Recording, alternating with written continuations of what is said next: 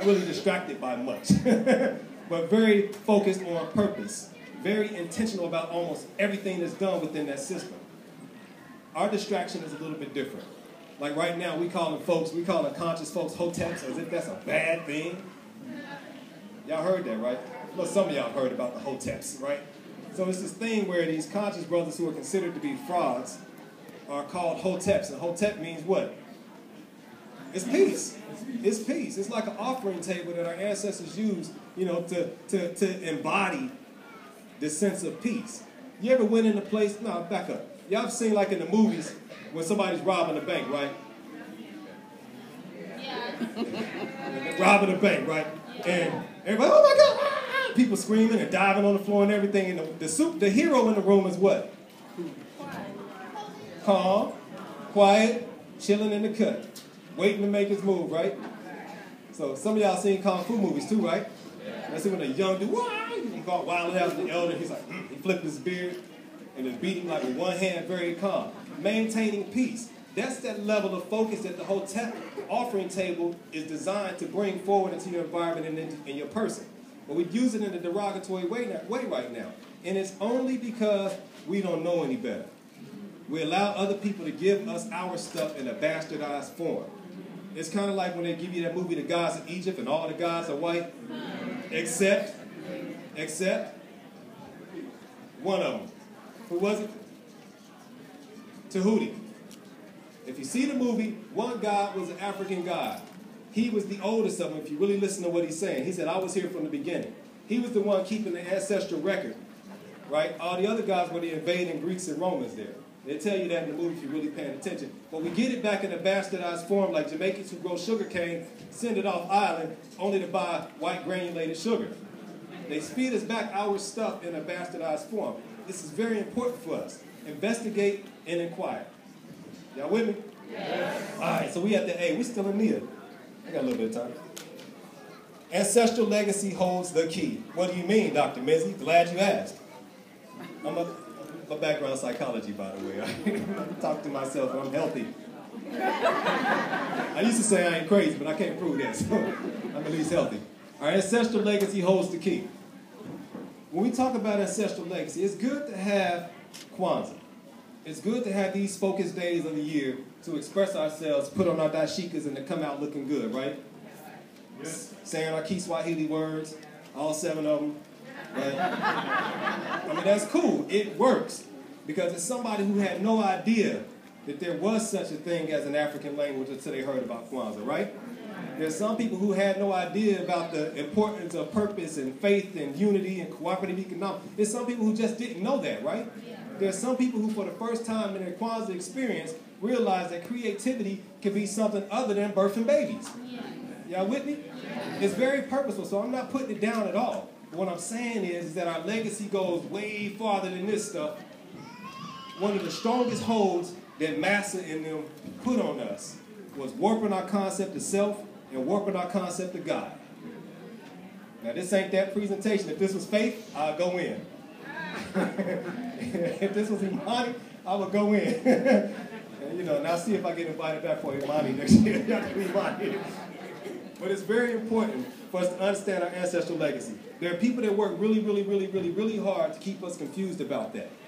There are people that work really, really, really, really hard to keep a bad taste in our mouth about our ancestral culture and legacy. Right? So much so that folks would jump bad with me just for trying to celebrate African spirituality, African spiritual science. Even as a baptized Christian, understanding the African origins there. Even as an initiated priest of Ifa, understanding the African origins there. Even as a Kemetic priest, understanding the African origins of it all. And understanding that our ancestors, they themselves weren't necessarily Afrocentric or Afrocentric, right? They were universal. They were looking up at the heavens, building on earth. Yes? Yes. They were watching the ants and built their societies.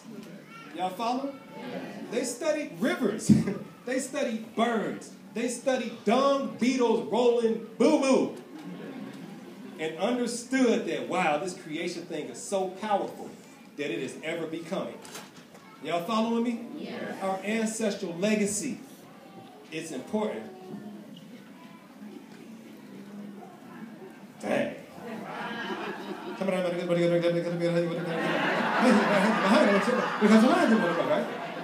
ain't gonna work. All right, let me push. The P in purpose. Prepare yourself for greatness. Constantly preparing, constantly reading, constantly studying, constantly refining you. Everything you got to say about somebody else, analyze yourself and say 5 things about you. Yeah. Every one thing you say about somebody else, say 5 things about yourself. Yeah. And don't say nothing else until you correct those 5. Yeah. Thanks. I mean, it just makes sense to me. Self-refinement. I say it like this. I've been saying it since high school. I was a real skinny dude back then. Can y'all believe it? But I understood that the Most High gives you enough insecurities to keep you occupied for the rest of your life, working on your stuff. The way that people beat you is they find where your weakness is, they find where that insecurity is, and they lean on it.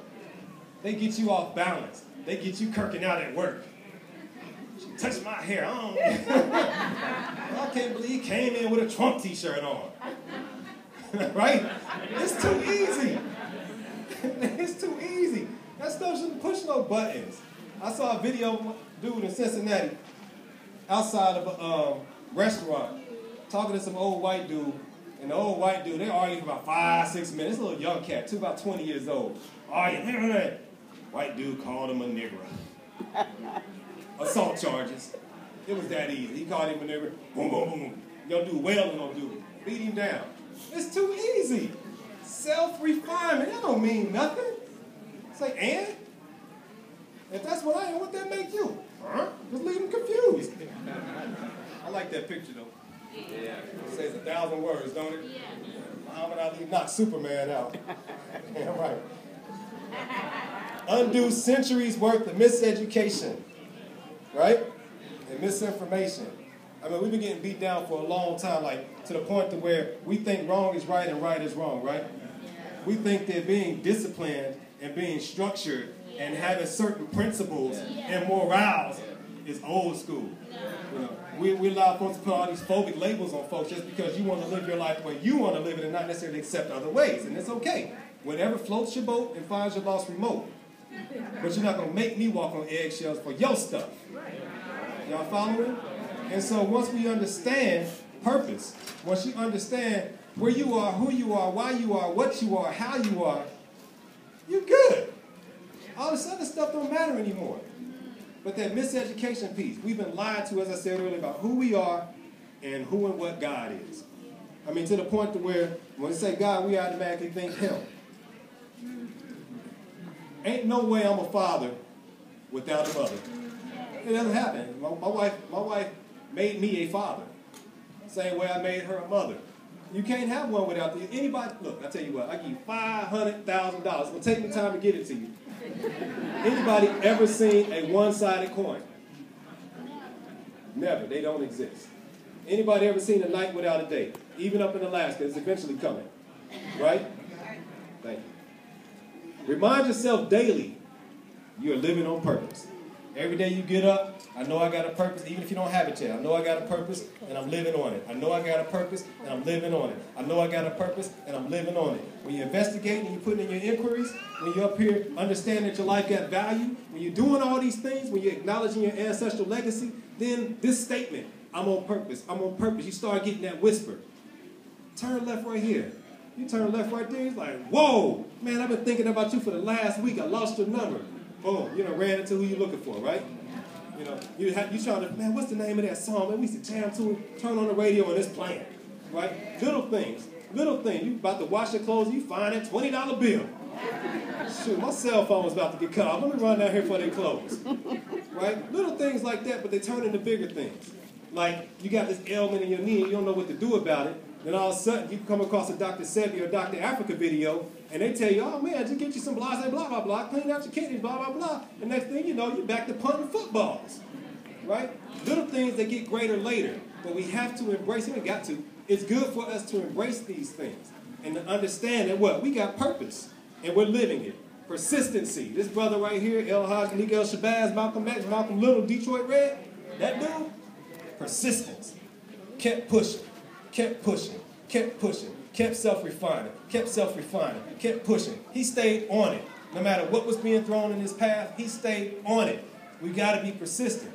We got to be persistent because there's a lot out here that'll distract you from that movement, to claiming purpose, and putting forth the effort to refine yourself. That's what it's about, self-refinement. You can't do much about anybody else, but you living in your 24/7, 365 laboratory.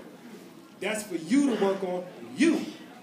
I can't tell you how your stomach feels, sis. You know what I mean? You can't tell me how my ear itching. You know? I got to deal with this stuff with me. And the best thing I can do is support you on your mission. Y'all with me? Yeah. We almost done. Operate with confidence. I love this. Same boat.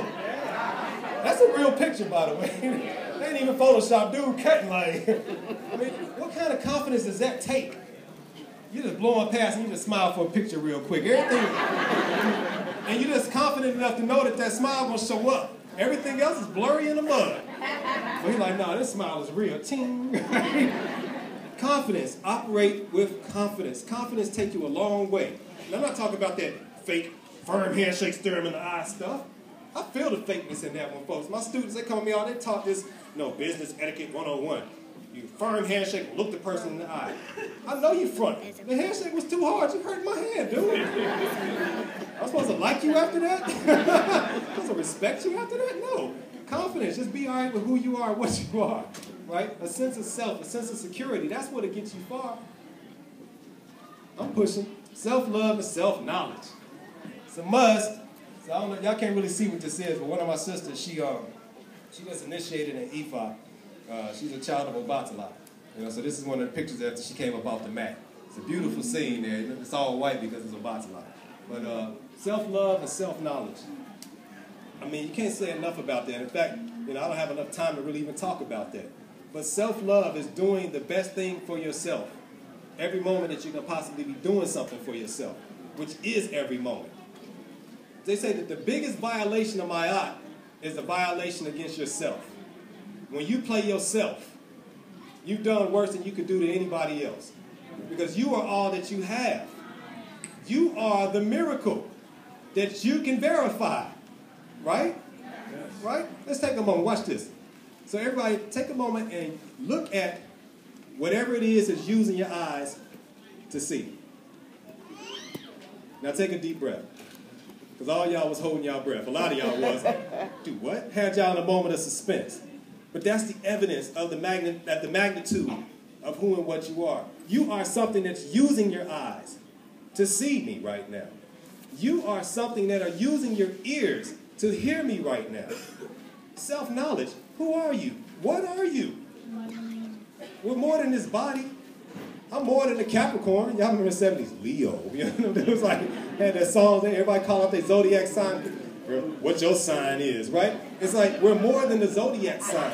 We're more than this personality. We're more than this physical shell. We're a combination of all of these things. And it helps to determine and define how we're going to interact and engage in this world. And unfortunately, somebody else is writing on the wall and telling us what it is. Last but not least, embody the truth. My senior quote coming out of high school was, if you don't know, find out. And once you know, act like you know. If you don't know, find out. And once you find out, act like you know what you know. Embody the truth. How many times you know something and you act like you don't? You ain't trying to hurt somebody's feelings. You ain't trying to lose your boo. You ain't trying to be alone on New Year's Eve, Christmas, whatever. Act like you know what you know. It's the most powerful thing that you could ever do. Standing on the square of truth. Standing on the principle of truth. Embodying it, becoming that. So there's this thing called discernment. I know I probably got like -2 minutes left. If y'all notice, the ancient Kemetic is like a dog named Ampu. Ampu, or they call it Anubis sometimes. Right? And so that dog, his ears are up and the nose is out. It was a symbol of discernment. All right, that's what's up. I like the way you keep time. She said 10 minutes, 30 minutes ago. That's what's up. All right, real quick. So it's a dog called